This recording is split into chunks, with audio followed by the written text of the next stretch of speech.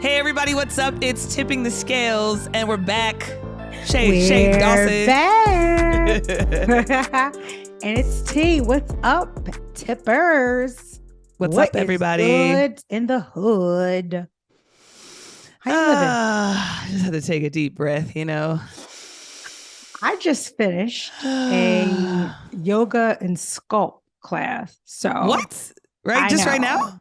I had back to back. I had like 11, I think supposed to be 12, but I think my last one was canceled. So I literally had 11 meetings, ran out the door because I was like running late to yoga sculpt.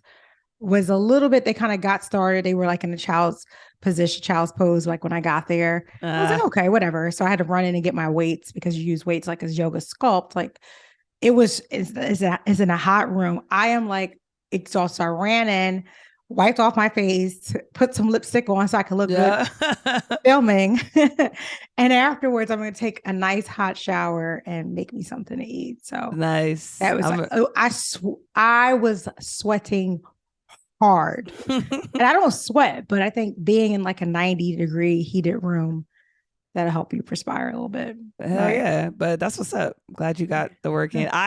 It's so crazy because when we first started the pod, I was like all working out, and now I'm like I've been there too. Like I'm off little ruts. And then now I'm like, as Mikkel would say, I'm locked in heavy because I do not have time to not meet my goals. Like I got some serious goals, and I also want to be ready because once I have my surgery, like I talked to you guys about what's going on, I need to have surgery. And when I have my surgery, I'm going to be down and out for a little bit. So I have to get a complete hysterectomy, and I'm going to be down. I think it's like 8-week recovery. So I'd rather get it all in now.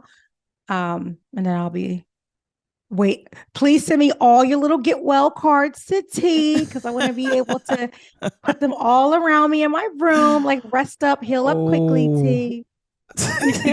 Yeah, do what she said. Send her get well card. My little cards, like, come on, T, get better. And then Shay, you definitely got to come visit me. That's not a problem. And come read I'll work right there in your little area. So read me a little book, bedtime story. Oh my God. No, let's watch movies. For that. Yeah. Okay. Right. What else is going on with you? What's going on? My life is pretty regular right now. After the takeover, which took over my life. Literally the real takeover, huh? Yeah. I was planning that for several months with the team. That was a huge success.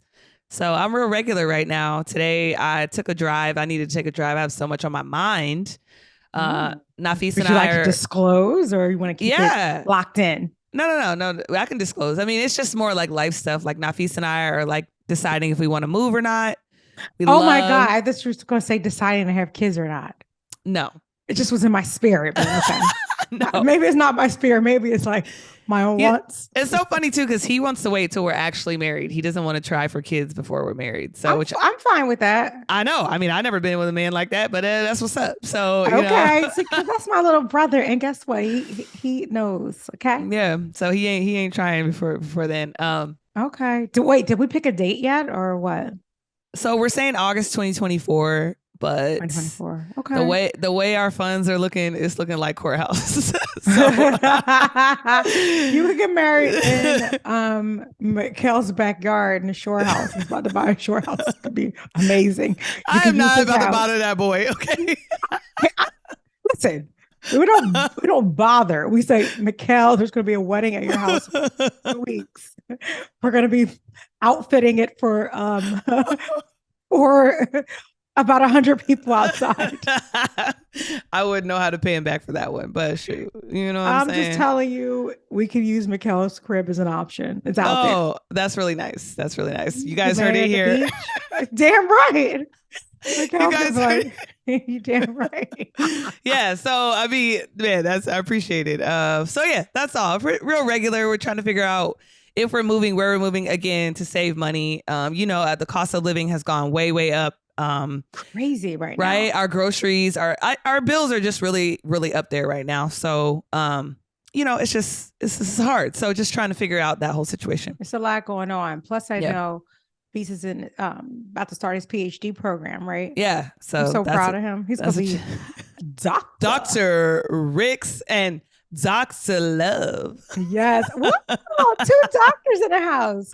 You know what we have to do? And I think it's cool. Let our tippers know too. I think it's like time for us to do another Men Should Talk series. Like, man, I've been seeing all the postings, like, especially like the things that Feast has been putting on his Instagram about like mental health. And it's still like very much a very important topic. So, yep. For those of you who, if you haven't, like we did a series called Men Should Talk. We kicked off in Atlanta. And I do have a little, it was such a great experience, but sad at the same time because Mikkel was treated the night after we recorded. So the night of. Oh, the night of, right? Or morning of. Yeah. Morning of. But it was like following the recording. Yeah, but it was crazy. At the end of the day, it was such a fun experience. And more importantly, we provided a platform for men to encourage each other or encourage one another to talk about just to talk about what's on their mind, because, society always has so much pressure on what expectations of men. And, we want to encourage them to talk because it's a lot of stuff going on. And this world brings about very heavy obstacles and challenges. And, it's important to talk it out and seek help and not suffer in silence. So that's why Shay and I started this Men Should Talk series. So I think we need to make our second stop. It was either we're going to be in Philly, was it? Well, we were saying either California or Vegas, because those are like the places where our people will be. Okay. But we'll see. But we could do Philly again too. I have like a maximum day capacity in Vegas of 2 days. Like I cannot. Yeah. I mean, we only need one day, just like we had in Atlanta. Yeah, I gotta get out of Vegas. Like, yeah, exactly. So okay. We'll keep y'all updated. All right. Well, speaking of talking, for this episode, I wanted to. I thought it was important for us to kind of stay on the trend of, can you learn to love someone, right? And, so make sure you guys check that out before you listen to this episode. Hit pause, go back, listen to, can you learn to love first, and then come back to this one because we want to talk about arranged marriages. Spicy, but good. Spicy. And not so much spicy in other countries. I think spicy for us because it's not really common here in the U.S. And maybe it is in certain families and is for certain backgrounds depending on what you believe in and what you're used to. I think sometimes traditions. Yeah, that's a good point. I have a really good friend who had an arranged marriage, and I just wonder how it would be if I had an arranged marriage. Maybe someone could do a better job than I do. I don't seem to always make the best decisions, but I feel like obviously arranged marriages for Americans, because our traditions are completely different than other cultures, but is totally scary. One, because you don't get to pick the physical attributes, their social and emotional capabilities. Like, it could be just a no, and you have to learn to love, which I do believe you can learn to love. For sure. But again, you have to challenge yourself. Like, what do you really want out of a relationship? And a lot of people are not real with themselves of what they really want. A lot of people want superficial, very surface level things, not because for the moment too, right? But that's how we're conditioned. So it's not our fault, but that's just where we default to when trying to choose a partner. So I don't know if I could do it, T. I don't know. I mean, I think I would go kicking and screaming. I watch a lot of monarchy movies, and I've seen relationships work and dynasties are built, but then I also see like horrible situations. So I know every situation is different. My friend who is from India, and her family kind of, of course, chose her husband. She met her husband for the first time when they got married. Which was a lot when I think about it, but it's just like part of, just her traditions and what she's accustomed to, right? But she is just, I mean, everyone's different. And I think just the expectations and what the expectations that her husband has of her, she doesn't love. And they've been together for a very, very long time. Yeah, a lot of them stay married long. Their kids are, I mean, she's not going to divorce him, right? Like that's just not, that's very much frowned upon. But she won't divorce him. But if you ask me honestly, is she happy? The answer is no. Like we met in college. And I remember when she said she was getting married. And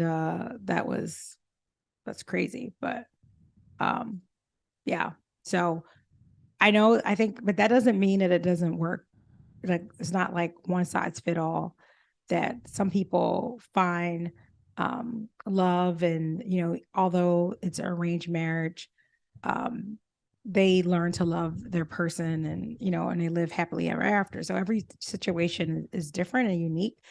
I think what I do love about it is that I can only speak for her experience, because I know every experience is differently. So please don't hold me to the flame like this is the way that it's done, because it is not. Like I'm only sharing my own personal friend's experience. Right. So don't be DMing me like, no, girl, like it doesn't always work like that. Yeah. Of course it doesn't always work like that. That's why it's one experience. Okay. So keep your DMs to your goddamn self. Anyway. Spicy tea today. This is all me up. But anyway. Her shirt, you don't see her shirt either, but it says try me. Try me. So that's what energy she came onto the pod today with. It's bad. But no, I think what I like about it is that like part of like the vetting process, they ensure that they come from like families that are like, for her, like well off, like she's marrying to someone that's the point. Like it is not just some random person. Like that's the point. They do the research. They give gifts to the family. Like it's a whole big deal. Yes. So I kind of like that process, like the kind of vetting, and I don't have to do the vetting of my own. That's why it's worked, is because they don't arrange you with just Joe Schmo off the street. No. Like arranged marriages are for power, for land, for status, for class. They fact check all that stuff. Oh yeah. Like that's the reason why. It's like you're going to marry his son and you're going to marry her daughter, because this is, the covenant we want to make, and we want to control these assets, or we want to control, this flow or whatever it is, insert thing, the new 21st century thing. Yeah. So we start off with like the benefits, and then we can talk about maybe some in our minds what the disadvantages may be based on what we hear, based on what I could talk about based on what I know about my friend's situation. I think, if I talk about some of the advantages of it, I would say the fact that most likely you're equally yoked, right? Meaning that you're with someone who's like-minded and similar backgrounds, or even, even backgrounds from, and maybe have someone who's kind of well off, from prominent families, someone who shares the same faith. Because I think sometimes, there may be struggles with couples who may share different faiths. And I mean, I know sometimes at work, one of my colleagues, her husband, they have they celebrate Christmas and Hanukkah, right? So I love that. Yeah, it's cute. She has like a Christmas tree and menorah, like all those things up in her house, and I think it's hella cool. But sometimes too, though, there can be friction when it comes to what faith do you choose for your children, right? So I think when you talk about arranged marriages, at least all of those things are already predetermined. So it's not something that you have to kind of have any friction about, same background, same similar interest, they're coming from a prominent family. So it's not you may, in certain, because I don't know, some situations, maybe not, but in her situation, yes, she, they chose someone for her. So she did not have to struggle. She went to school, and when I was going to school, she got married young and had a baby around the same time, but our circumstance was very much different. I was a single parent struggling my ass off, and she got married, had a husband, and but had to do like very traditional, right? Like, so she still to this day, she does all the cooking, all the cleaning. She is here. So there is an expectation. She does work and she wants to work, even though he doesn't like really care about her having a job. She, she was allowed to have a job as long as she stay on top of what she needs to do, like, in terms of like her duties as a wife at home. But I'm terribly upset about if I had to. I mean, I probably wouldn't want to do I don't mind doing all the cooking, but not the cleaning. I don't even clean my own house. I have a housekeeper. So, I probably would have a hard time with that. But I'm not upset about people having like their roles in the relationship. Like, he pays all the bills, he does all that stuff. So it seems to work for them, although like she is tired and and plus she's been here for a long time. She don't have time for that. Like, she just don't want to do it. She thinks he's lazy. And she's not happy. And I think that's the saddest part, is that she's just not happy and she doesn't feel like she's in love. That's just how she feels. Yeah. And I also love fades, right? Like, not love it in the truest form, in being in love. I think it fades sometimes if it's not reciprocated or if it's not cultivated. Yeah. So to give a positive, and when I think about it, I think positive is it takes the guessing out of it. Mm-hmm. And a lot of people are alone these days. And, having an arranged marriage allows you to at least know that you're going to grow old with somebody. Yeah. And not struggle by yourself. Yeah. And not to say, like, obviously, if it's a toxic situation, that's not the best thing in the world. I'm obviously talking about the positive part. So I'm just thinking, like, it could be a positive if those things are prevalent. Knowing that you'll grow old with somebody, knowing, like you said, have the same traditions, celebrate the same holidays. Mm-hmm. I think too,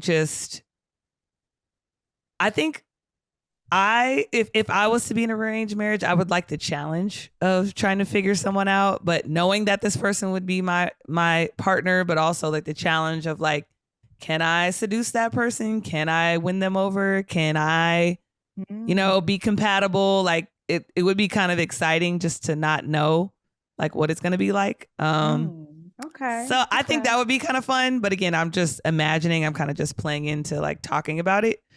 So those are kind of things I think about on the good side, but I have lots of negatives, but those are the good things I can pull out of what an arranged marriage would look like. So, or feel like. Yeah, based on what we think. And I can, again, talk about my friend's experience. I mean, I do like, I'm all into like those type of like movies like Games of Thrones. Actually, I started watching it again because I do think, and this is the first time I've ever watched something over again. Like, I don't like that because once I know what happened, I'm disinterested in watching it again.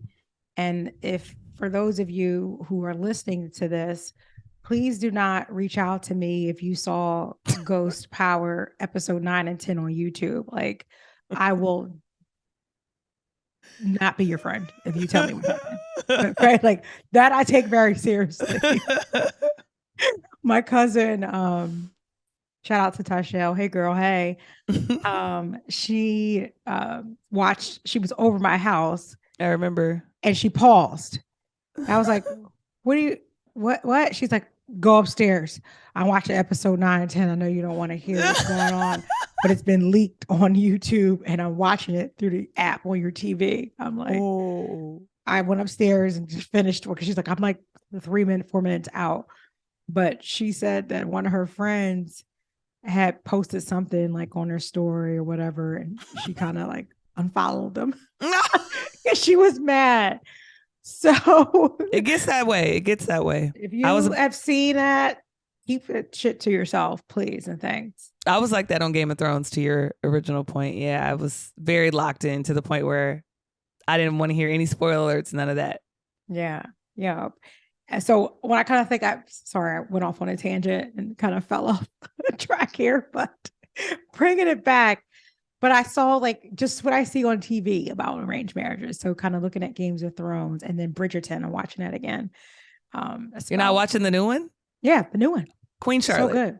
Oh, yeah, okay. Yeah, I'm sorry. I just lump it all up as Bridgerton, but I watched it. I mean, it is a Bridgerton story. I finished it. Me too. So good. Oh, so good. But that's an arranged marriage too. Mm-hmm. And look, like, so as we kind of like we talked about like in our minds what the advantages are of arranged marriages. Now we could kind of shift to some of the challenges and hurdles that you may not know because you don't know this person. And sometimes it's like through an agreement. Like, so when we talk about like Queen Charlotte, well, if you haven't seen Queen Charlotte, pause, because I'm going to talk a little bit more about it, but shame on you because it's out there. It's been out there for a little bit. So you should have been finished. It's only 6 episodes. So. Look, here goes the girl who don't want to get the spoiler. Sorry, but I have to make a freaking point here. Okay.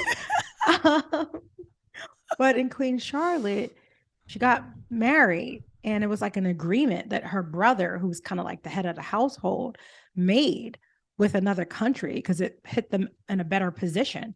Right. But they hid some stuff. Like they hid that. I like that. To be vague. You don't have to tell what they hid some stuff. They hid some stuff that's important. That they really needed to know. Yeah. And she found out when they were married. And now but she had to go through trauma to find out. Like she had to go through very heartbreaking, traumatic things in order to find out the things that they lied about. But again, she got wealth. She got status. But his wealth is enough. First of all, power. They have mad sex, like passionate. She got power. The sex appears to be amazing, here she goes off on another fucking sex tangent. This made reference of it. No, I mean, obviously that's a big deal. Who wants to get married? Like, that's important to me. Like, I want to. But also, that's why we watch those, because Shonda Rhimes knows how to write a sex scene. Like, let's just be honest. Like, passion, sensuality, just awesome. Like, there's a scene with them in the water and foreplay, like the whole thing. Like, it's really great. Wonderful. And I forgot I was going to say now. Because your little nasty ass started thinking about sex. I mean, your horny ass always trying to take us there. Okay, yeah. So the things that Charlotte gained through this arranged marriage were very advantageous. Okay. Girl, bye. Go ahead. Please continue, my lady. Milady. Milady. Milady. Yeah, I mean, first of all, Charlotte, he was fine. So I know they hid some stuff, but like your man was fine. Like he was very good looking. So what? Who knows? Like I take someone less fine with the drama that don't believe it to the table. Don't believe it. Don't believe it. Mm-hmm. But at the same, so disadvantage is that you never know what you're going to get until you get it. But I think if I look at some relationships that weren't arranged, same thing. Like you don't really get to know, but I guess the difference is you're not married to the person.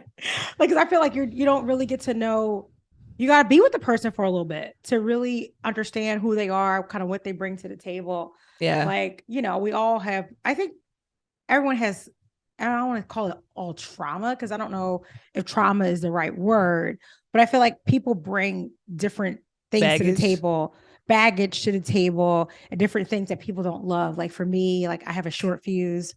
I'm super loving, but you piss me off, I will breathe like a fire, like dragon, like sort of like we know Carlisi had, and that's like flames coming out of my mouth, and we know it's a lot. And I can be a little disrespectful with my tongue when I'm mad, and that's not easy. And I got to do work. I got to work on that because it's a problem, and I got to do better. I got to concentrate on that. Nafis, Dr. Ricks, I will make an appointment. No, call him on that shit. I don't know. You might need a psychiatrist or a psychotherapist or some shit. Not no regular therapy.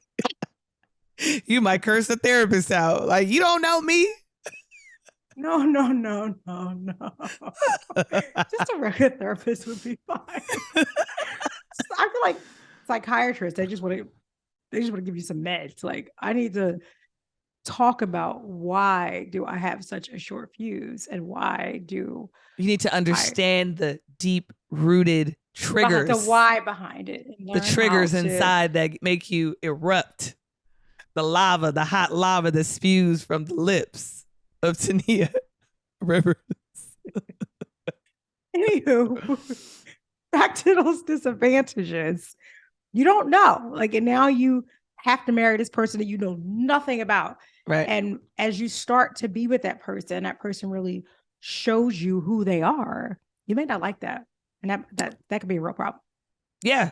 But also, that's your hubby. So he ain't going nowhere. Or she ain't going nowhere.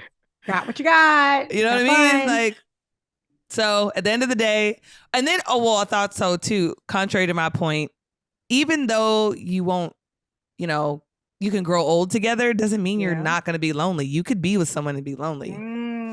To Charlotte's point. So. Yeah, that's so true. I've been there. I've been in relationships and felt lonely, even though I was with someone. So that doesn't mean anything. Yeah. Right. I still think you have to, again, but the good thing too, so this is an advantage, is that chemistry is like everything in relationships, even like on teams. Like when you think about, like, a lot of you are NBA fans. Like when you think about just like some of the NBA teams, the ones that are very successful and win games are the teams that have amazing chemistry. And from the moment like that they kind of locked eyes, like they had chemistry. So I do think in terms of some arranged marriages, if you have chemistry, like, man, that's a spark to a, potentially really good fire. I agree, because that's the problem with the Sixers is they don't got no chemistry. I wasn't going to really start taking like a little pick at that open wound, because I know we do have some tippers that are 76ers fans. I'm not a 76ers fan. Yeah, but I know you're not. Why would you be? Why would you? I mean, they stomped on your whole dreams. Let's be honest. Damn, talk about enlightening and honest. This is the day. Like, I mean, can I call myself a Sixer fan anymore? I don't even know. I guess I just have allegiance to them in a way. Like, I want them to win, but I know they're not, because I know like the insides are not firing the way they should. So it's like. So chemistry, check. Chemistry is good. What do you think are some other, because you said we had quite a few disadvantages. I know, this is good. I know. This is hilarious. But this is why it's our show. Other disadvantages are just being completely repulsed. I don't know if you've ever been repulsed by someone. Yeah, turned off. But it is not great. First of all, I'm completely repulsed. Like, don't even touch me. I don't even like you as a person. Like, so how can I get it in or do anything with someone I don't like?